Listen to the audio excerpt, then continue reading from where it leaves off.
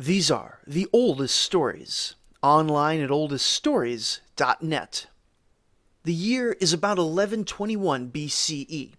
We met the current king of Ashur last time, a fellow named Ashur-resh-ishi, and he still has a few more years on the throne, but he's not the star of our show today.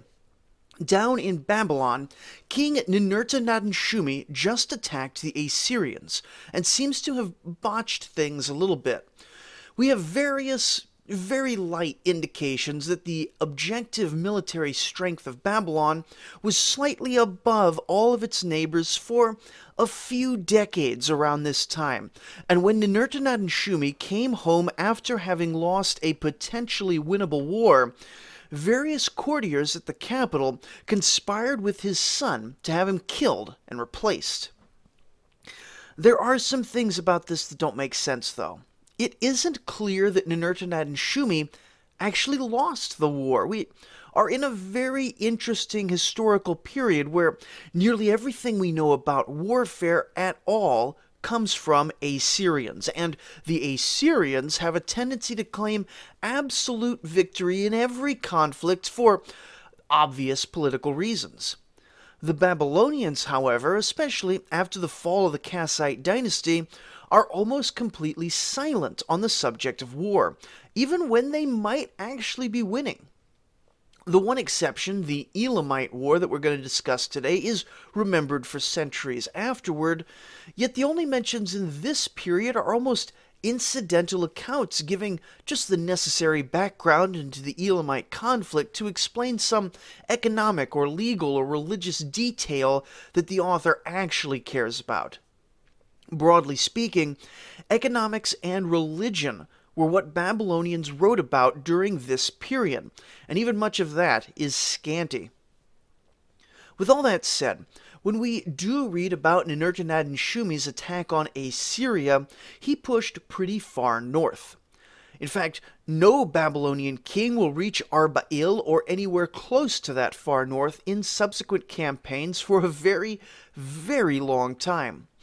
Additionally, we aren't actually sure that it was Ninurta-Nadin-Shumi who was killed in a palace coup. He could have died of unrelated causes, been replaced by a short-lived and highly disfavored usurper, who was in turn replaced by a palace coup. But there is an absolute ton of uncertainty here, and we have about 10 documents total confirmed to the reign of his successor, and a bit less for Ninurta-Nadin-Shumi himself. And so we just fill in the gaps by assuming certain things. Even though it looks like he may have done pretty well for himself and possibly set up the Babylonian army to be in a good position going forward, he made enemies within the court and convinced a number of people, including probably his son, that he was messing up somewhere. And so we get to what was probably a royal patricide. And here let me tell you a little tragedy written nowhere in history, but implied somewhere. The son of Ninurta-Nadin-Shumi was a man named Nabu-Kudurri-Usur. Now, all ancient names had meaning, and most of them were invoking the gods in some way or another. Nabu-Kudurri-Usur means, Nabu, protect my heir. The son's name was very specifically a prayer from the father to the god Nabu that the god would protect the young child as he grew up and took over the kingship. And this boy, whose very name was the prayer of his loving father, would grow up to murder his father. Now, we could build vague pictures in our heads from this, but we can't really take the story too much further except to pause and talk about names for a while. You see, ancient names across the Near East were packed full of meaning. I translate the names on this show from time to time, but really every single name that we've seen on this show had some sort of meaning. This is profoundly different from the modern West.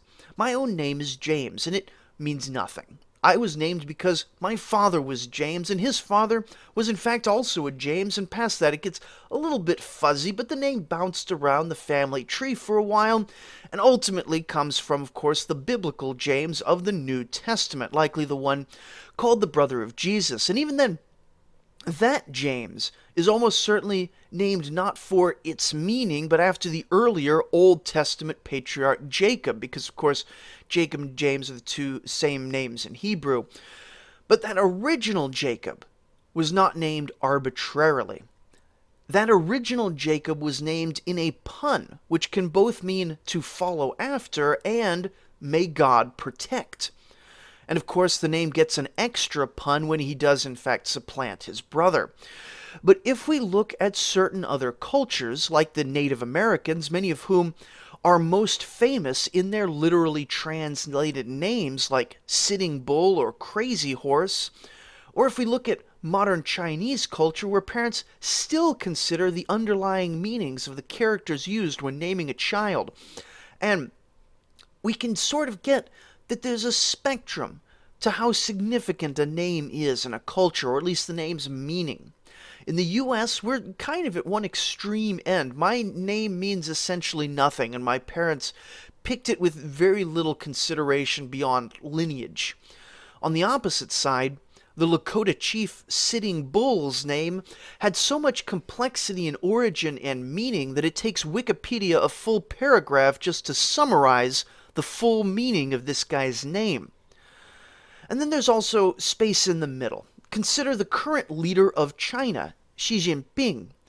His given name, Jinping, uses characters that mean something like drawing towards equality, a nice communist message for a baby born in the communist era. But people very rarely invoke the actual meaning of his name, or at least I very rarely see it, and generally I've seen very few mentions of the meaning of a Chinese or Japanese person's name used in a way that's seriously related to anything in their life. Whatever meaning the parents may have intended for that child becomes ultimately subsumed by the name as a set of sounds for designating a person. Where then do we put ancient Mesopotamian names on this spectrum? We often see that the name itself, whichever god is invoked in the name, often becomes a person's personal deity later in life, though how often this is the case is very hard to judge, especially since it's often hard to know for sure which god is a person's personal god with just the evidence we have available to us. And so as Ninurta-Shumi is crying out Nabu-Kudurri-Usur's name as the son plunges the dagger into the father's heart, or whatever actually happened, was the father shouting sounds that called out to his son, or was he shouting sounds that called to mind the prayer recited over a baby, or was it a complicated mix of both? Now, ultimately, we don't really have any clear way to know, but we do get a strong sense that the meaning of a name was intended to be reproduced over and over and over throughout a person's life every time someone spoke that name. But what all this talking about names gets us, very indirectly, is to the point that most of you listening have no idea who this fellow Nabu-Kudurri-Usur actually is. And that's because you'll find him mentioned only rarely by that name in modern texts, and that's both scholarly and popular. This is because he's far better known, at least in English, as Nebuchadnezzar, or Nebuchadnezzar, specifically Nebuchadnezzar I. But of course this wasn't the first until a few hundred years later when the second one came around, so he's just Nebuchadnezzar for now. And that second Nebuchadnezzar proves to be the significant one in the naming department. You see, no one ever called the hero of today's episode, Nabu-Kudurri-Usur I, by the name of Nebuchadnezzar. In fact, there's a good chance that no one in the entire world had the occasion to make the sounds Nebuchadnezzar for any purpose at any point during Nabu-Kudurri-Usur's life. The name Nebuchadnezzar is a Hebrew garbling of Nabu-Kudurri-Usur, directed at Nebuchadnezzar II, who's super famous for being the Babylonian king at the time of the Babylonian conquest of Judah, and thus earning himself a place in the Bible. And the Hebrew would be more like Nebuchadnezzar, but it's Nebuchadnezzar in English. That's much better. Then, Much later, during the era of modern archaeology, an earlier Nabu-Kudurri-Usur was discovered, and he was given the same English title of Nebuchadnezzar, just to be consistent with the more famous second king of that name. And all this gets us to a question. Is it at all appropriate to call this guy that we're talking about today Nebuchadnezzar, when that name is an anachronism invented centuries later by an enemy nation? Or should we call him Nabu-Kudurri-Usur in deference to his native culture and what the man himself would have called himself, and in fact would have been more consistent with his own desires, as it would have repeated the prayer to Nabu every time I say it here on this show? Every time you hear it in your mind, the prayer would be repeating in your own mind, and just every time it's mentioned, even now, thousands of years after he's died. And all of that is a question that can be pondered for far longer than I've pondered it. And frankly, the bottom line for me is that if you're reading pretty much anything written nowadays in English about this king, it'll use the name Nebuchadnezzar. And so that's what we're going with. Just keep in mind that there is some stuff going on with these names. Is it imperialism? Is it colonialism? I don't feel like a colonist, at least not in regards to the ancient Babylonians, but I don't know. Now, having said all that just about his name, you might be forgiven for thinking that he was super important and a world-changing king, and that this is probably just episode 1 in a whole mini-series dedicated to this one guy and his accomplishments. And in that, you'd be wrong. His entire reign can be summed up in a single paragraph, and not even a terribly long paragraph. And while he would be remembered as the best Babylonian king of the Isin dynasty by later Babylonian generations, that's frankly not a terribly high standard against which to measure. But he gets a whole episode today, and he'll actually show up next episode, because he is slightly interesting. And more importantly, he sits at the crossroads of some important historical trends. First is the naming. We looked at it in probably more detail than it really deserves just now, but that's because this question of Hebrew garbled names versus native Babylonian and Assyrian names will crop up more and more frequently. Indeed, a bit later in Nebuchadnezzar I's life, the king of Assyria will die and be replaced by Tiglath-Pileser I, which is a Hebraization of the Assyrian name Tukulti-Apil-Ashara, and whom we'll look at in more detail next episode. These Hebrew versions of names are not necessarily derogatory, nor are they intentionally wrong for any reason. Just as today the name James can be rendered in other languages as Jaime or Diego or Giacomo, each of which loses the meaning of the original Hebrew name, so too the Hebrews translated the names of other nations into things that were more comfortable sounds for their own language.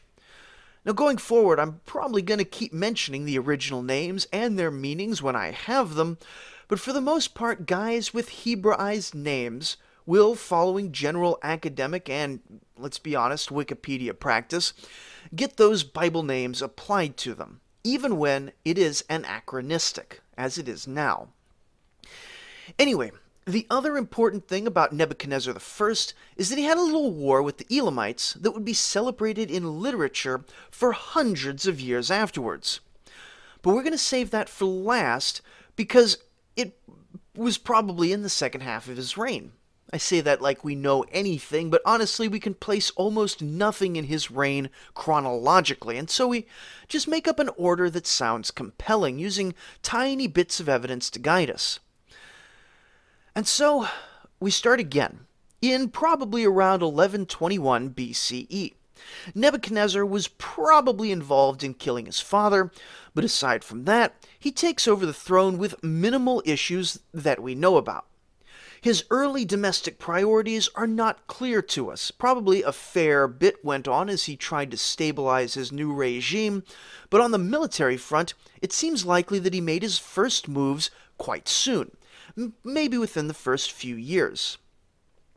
Now, we talk about Babylon and Assyria like two modern-day states, areas with fixed and clear territory and a nice sharp border between the two. And for sure, the kings who wrote the histories like to talk in that manner as well, because it definitely favors an interpretation of their own power that is quite expansive.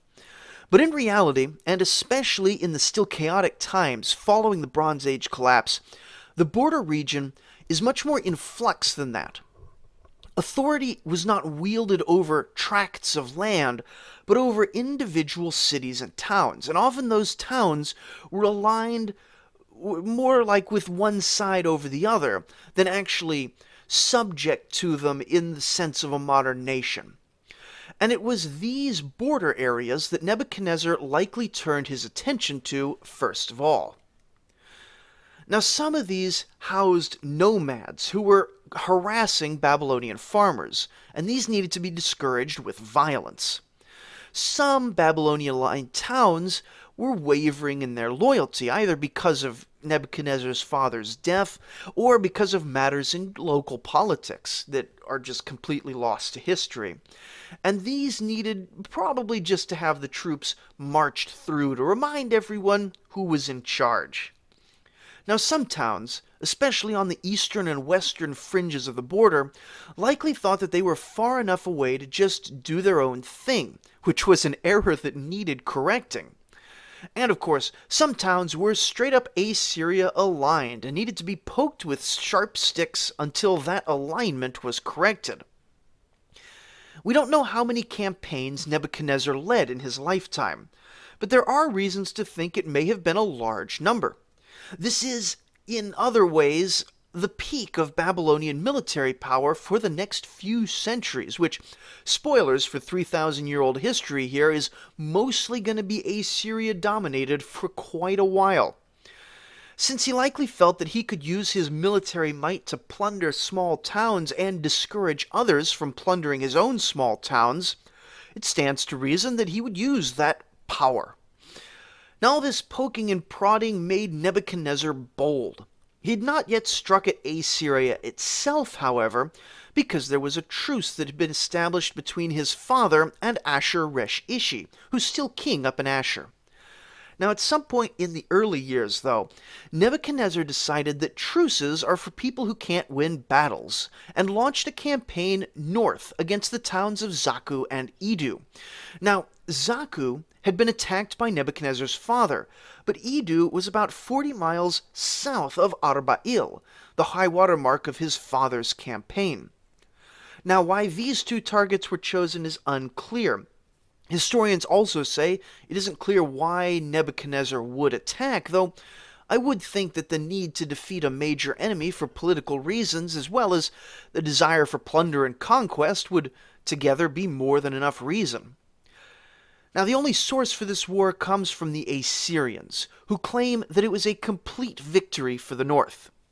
Nebuchadnezzar laid a long siege to Ida, but ultimately Assyrian reinforcements were able to come in from somewhere else and force the Babylonians to not just abandon the siege, but also to move out so fast that they had to burn their siege rams to keep them out of enemy hands. Now, this detail is pretty significant. Siege rams were a massive expense in ancient Mesopotamia because large trees had to be imported from very far away, transported then with great difficulty to various battle sites, and even large empires likely only owned a small handful of them at this point in history. This is given as proof that the Assyrians won the war handily, and they aren't necessarily wrong about that. However, the fact that Nebuchadnezzar was able to push so far and lay siege north for an extended period of time, well, there are also indicators that the south was currently more able to project power than the north, more able to launch and supply armies far away from the homeland. Now we need to understand both that the Assyrians ultimately won the war, while also recognizing that Babylon is still militarily quite strong in order to understand what happens next. Nebuchadnezzar and Ashur-resh-ishi conclude a treaty which will stand for the rest of Nebuchadnezzar's life, likely with a few small territorial concessions along the strategically crucial Diyala River coming off the Tigris, that is, concessions towards Babylon. More than mere plunder or conquest, a secure northern front and the Diyala River are what Nebuchadnezzar really wanted here. Now, before he could move on to the next phase in his grand plan, assuming there ever actually was a grand plan and he wasn't just improvising, he needed to secure the rest of his borders. We know basically nothing about this, but he claims to have slaughtered a bunch of Amorites and Lullabaean tribesmen. And this is actually increasingly unlikely, as both are fast becoming anachronistic terms. The so-called Amorites at this point are probably some early Aramaeans, about whom we'll be hearing much more in the future, and these Lullabaeans were likely just some random dudes out of the Zagros Mountains. The Lullabaeans probably haven't been relevant in centuries, but they keep calling everyone in the Zagros Mountains Lullabaeans, because why not? Still, these are functionally the same sort of barbarians as their ancestors the last few hundred years have been. They weren't actually defeated, just some particular groups were attacked to discourage raiding for a few years. On this front, though, that's all that Nebuchadnezzar really needs. Now, with the groundwork laid, Nebuchadnezzar is now ready to begin what later centuries would remember and celebrate as a holy crusade.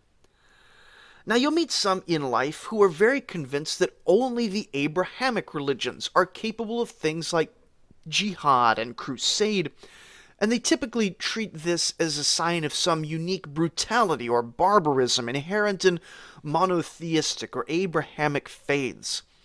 Now, many of you should recognize that this is nonsense, but for those of you who don't, the campaigns of Nebuchadnezzar into Elam are celebrated precisely because it put into Nebuchadnezzar's head by the god Marduk. Now, maybe it isn't strictly true, maybe no god spoke and Nebuchadnezzar was just using piety to justify an invasion, but for the rest of the Mesopotamian period, literature would be written about this campaign that expresses it specifically as a deed done in God's name, just like the Crusades of the Middle Ages. Now, divinely inspired or not, the great adventure of Nebuchadnezzar's reign begins with an assault on the province of Namar. Now, we talked a good bit about the Kassite dynasty who ruled Babylon in the late Bronze Age, but it was never the case that all of the Kassites were unified and ruling as one people. Rather, one particular group of Kassites held power in Babylon, and they dealt with many other Kassite tribes around Mesopotamia, either as clients and vassals, or friends, or allies, or enemies, or neutrals, or, they're just people. And once the Kassite dynasty fell, all these other Kassite groups just kept on going, some fully integrated into the Babylonian government, and some more or less independently. One of these Kassite groups, a tribe called Bit-Haban, was the dominant force over much of the Diyala River province of Namar, and showed themselves to be insufficiently deferential to the Babylonians at some point in history. But like we said, there are a ton of Kassite groups, and marching right alongside the Babylonian army as they went to the Diyala River was a fellow named Shidi Marduk, a Kassite and the head of the Bit-Karziabku tribe.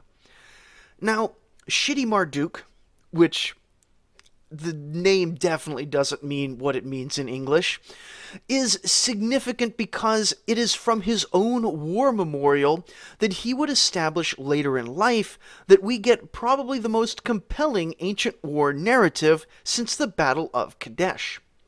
He doesn't actually mention much about the Diyala River campaign, except that Nebuchadnezzar was victorious and conquered the region from the Kassites of the Bit-Haban tribe. Though Bit-Haban was kept in power, they were put under various penalties, like having some city walls torn down and having some punitive levies applied to them. But Bit Haban was not really the enemy. They were just between Babylon and the enemy, sitting on a province with a particularly good mountain pass for entering into Elamite territory. But why did Nebuchadnezzar want to enter into Elamite territory in the first place? Well, it was either before or after this campaign against the Kassites that two priests, Shammua and his father Shammuyah, arrived in Nebuchadnezzar's court. Now these were priests of the god Emiah, and the Elamites had attacked their temple, stolen their god, and generally made a mess of things. And these two priests possibly being the only ones who escaped, or at least the only two important ones. Maybe some servants made it, but history doesn't care about those people. This was all the cause for war that Nebuchadnezzar really needed. The Elamites had attacked a temple, but everyone in Babylon knew that there was another problem. Now back a generation ago, when the Kassite dynasty had been ended by the Elamites had sacked Babylon. Now this alone was bad and, deserved a bit of retribution, but far more importantly, during the occupation, the Elamites had stolen the cult image of the god Marduk. Now remember that in ancient Mesopotamia, these images were believed to literally house the spirit of the god, and if the statue of Marduk had been stolen, then so too had Marduk himself. The knowledge that the Elamites had literally stolen away the god of the city of Babylon had hung like a cloud over the city for some 30 years. Now later writers will plaster over this by saying that Marduk had simply, chosen for inscrutable and unknowable reasons to take a walk over to Elam, and is now calling Nebuchadnezzar to pick him up like a kid calling his parents after partying at a friend's house, or a drunk who needs a taxi ride home from the bar. But at the time they surely knew the full shame of what had happened. And so Nebuchadnezzar assembled an army of Babylon, and marched up the newly conquered Diyala River and into the land of the Elamites, which is modern-day Iran. Now this would have been tough. As far as we can tell, the Elamites were at this point fairly unified under a strong king, and this, plus the fact that the Zagros Mountains are rough terrain, would have made this a challenging march. Keeping the army supplied would have been difficult, and keeping those supply lines safe from raiders likely bled him of troops. Shortly after entering the mountains, though, it wasn't these mere mortal concerns that would beset the Babylonians, but a plague sent from the gods. The army would slow to a halt, and eventually be forced to return in the face of disease and divine displeasure. But it wasn't just divine displeasure that had fallen on them. The Elamites knew they were coming, had prepared an army, and had harassed them all the way back to the eastern Tigris region, then pushed the Babylonian army even out of there, fleeing back to Babylon as fast as their plague-ravaged bodies could take them. For a period after that, the Elamites raided the eastern Tigris area with impunity, as Nebuchadnezzar considered what he had done wrong. It turns out that he had messed up by failing to get the permission of the gods correctly. Perhaps he had merely assumed that going to the aid of the distressed priests was sufficient divine sanction, or perhaps the priests had performed the rites improperly. Whatever the case, the Babylonian government now spent quite a lot of time and effort performing the oracles correctly to figure out how to get the gods to bless a renewed attack on Elam. It turns out what the gods wanted from their champion was an ordeal. And so, Nebuchadnezzar gathered his men and chariots from all around Babylonia and waited for the time set out by the gods, the middle of high Mesopotamian summer. The account of Shidi Marduk reads, "From Dur, the temple city of the god An, he conducted a raid across 30 leagues. In the month of Dumazid, he launched the campaign. The entire time the air was scorching, as if it were fire, and the winding way was burning like a flame. There was no water in the meadows, and the watering places were cut off. The finest of the great horses halted, and the legs of the valiant warrior buckled. The king, the preeminent one, carries on, the gods supporting him. Nebuchadnezzar advances, having no equal. He is not awed by the difficult terrain, but increases the daily march. Now, attacking at the height of summer was not the typical campaign season in Mesopotamia. It's hot. You can ask anyone who's spent time in the Middle East. That whole region gets hot. And those particular areas in the height of summer can easily get up to 110, 120 degrees Fahrenheit. That's the upper 40s to about 50 degrees Celsius. This would have been a surprise attack to the Elamites, and probably would have been a bit of a surprise for Nebuchadnezzar's troops as well, and not a welcome one. Marduk's descriptions, while a bit poetic, are also quite accurate to how it feels over there. Quite possibly these heat-related images are included to remind the reader that the sun god Shamash was directly involved in supporting Nebuchadnezzar in this holy crusade, even if maybe he was a bit over-enthusiastic with the temperatures. Anyway, the march reaches its climax, and our source says, Marduk, chief of Bit-Karziabku, whose chariot was on the right flank of the king his lord, did not fall behind, but drove his chariot onward. The mighty king hastened and reached the bank of the Ulaya River, which is deep in Elamite territory, close to Susa. Both kings met, and they did battle. Fire blazed in their midst. The face of the sun was covered by their dust clouds. Dust storms were whirling about, the storms circling. In the storm of their battle, the warrior in the chariot could not see the man who was with him in the chariot. Now, we could read this as poetry, just indicating that the battle was intense, but indeed, at the height of summer, a battle between a few thousand men could well kick up enough dust to make a huge dust storm, and the fire in their midst could well have been a metaphorical blaze of action and passion, or it could just have been actual heat. Some translators read these passages as saying that the bronze axes in the soldiers' hands were so hot that they were hard to keep hold of. Mostly, we hear wars from the perspective of kings, priests, and scribes, and while Marduk was not quite the common man, being the leader of a tribe, he seems to be much more focused on the realities on the ground than most ancient battle accounts. Now he concludes with a big finish, naturally glorifying himself by saying, Marduk, chief of Bit-Karziabku, whose chariot was on the right flank of the king his lord, did not fall behind, but drove his chariot onward. He did not fear the battle, but went down against the enemy. What's more, he penetrated into the ranks of the enemy of his lord. At the command of Ishtar and Adad, the lords of battle, he turned back Hultedish in Shushanak, the king of Elam, and that king disappeared forever. Thus, King Nebuchadnezzar stood in victory. He seized the land of Elam. He carried off its property. Now, it's a stirring account, and there's good reason to think that it's broadly true. Sure, we may be skeptical of Marduk singing his own praises here a bit, but the stela where this story is inscribed is not actually a war monument.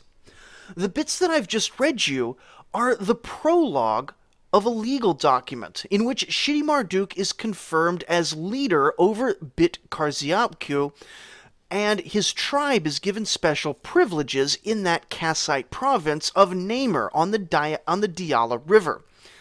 It's these heroics in battle which are used to justify the special tax advantages that Shitty Marduk's tribe receives later in the text, which suggests that his personal heroism, or perhaps the heroism of the Bitkar Zyabku detachment more generally, was in fact exceptional. Now, there's no doubt that Nebuchadnezzar won a solid, open-field battle here on the Ulaya River. But as for the claims of a sweeping victory over the Elamites more generally, there's reason to be skeptical. The named king appears in Elamite sources to have survived the battle, even if the Babylonians thought he disappeared forever, and the Elamite monarchy would continue for a while longer, though it is in a long-term kind of decline at this point.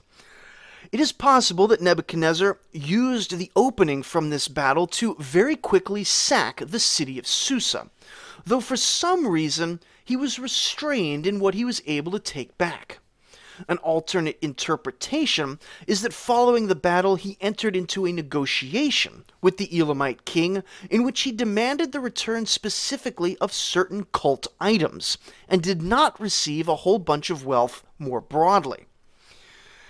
Frankly, it's likely that everyone knew that despite this big win, Babylon lacked the logistical capacity to carry out war any further, and was likely stretched pretty thin as it was. Whether by negotiation or by sack, Elam actually turned over relatively little, which we know because there are still artifacts which had been stolen in earlier sacks of Babylon, which any invading army really would have wanted to recover and take back to Babylon, but which were left in Susa for later generations. Now, he may or may not have sent a triumphal letter back to Babylon, but whatever the case, everyone soon found out about the great victory as Nebuchadnezzar's army marched into the city to what was surely much fanfare. We assume, though we have no contemporary documents proving, that he then installed the Marduk statue into the Esagila temple, and probably did some improvements to that temple. What we do know from the few documents which survive is that things after this were pretty quiet. Nebuchadnezzar is mostly concerned about letting everyone know that he spent a great deal of time and effort attending to various pieties, improving various temples around Babylonia. Additionally, he would become a major patron of the literary arts, and the impact of both his religious attention and his literary patronage is what we're going to be looking at over the next 2 episodes. You see, what we've looked at going over his biography is frankly no better than merely decent. And yet he would be elevated, as I've said multiple times in history, to a heroic status. So join us next time as we look at what attaining heroic status looked like, as we skip ahead and look at the writings of Nebuchadnezzar's distant descendants about this time period. Thank you for listening.